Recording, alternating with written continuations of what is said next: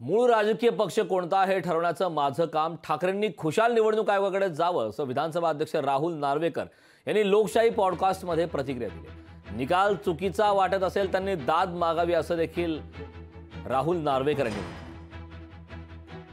माझ्यासमोर काय काम होतं? माझ्यासमोर काम होतं की मूळ राजकीय पक्ष कुठचा ठरवायचा।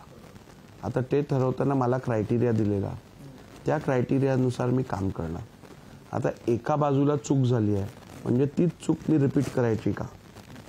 जर का तसा कोणाचा क्लेम असेल तर त्यांनी जावं इलेक्शन कमिशनकडे आणि दाद मागावी।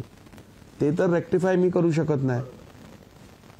घटनात्मक रचना नाहीये, घटनेनुसार रचना नाहीये, हे बघणं माझं काम आहे।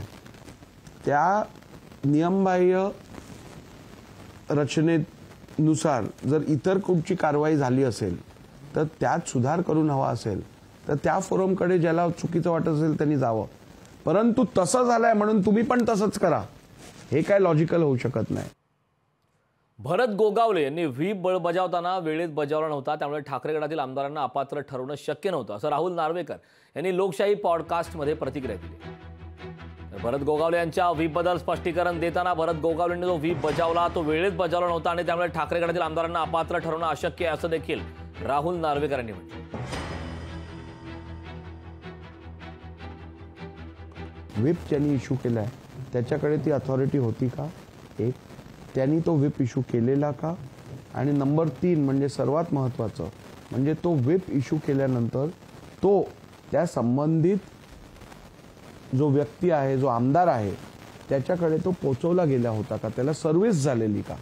तर या परिस्थितीत जरी तो व्हीप भरत गोगावलेंनी इश्यू केला असला तरी कोणतेही पुरावे नव्हते ज्याच्या आधारावरती हे एस्टॅब्लिश होत होतं की तो व्हीप भरत गोगावलेंनी योग्य वेळेत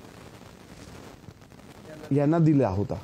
त्यामुळे असं झालं नसल्यामुळे प्रिन्सिपल्स ऑफ नॅचरल जस्टिस डिफाय होत होते आणि म्हणूनच ठाकरे गटातील आमदारांना अपात्र ठरवणं शक्य नव्हतं।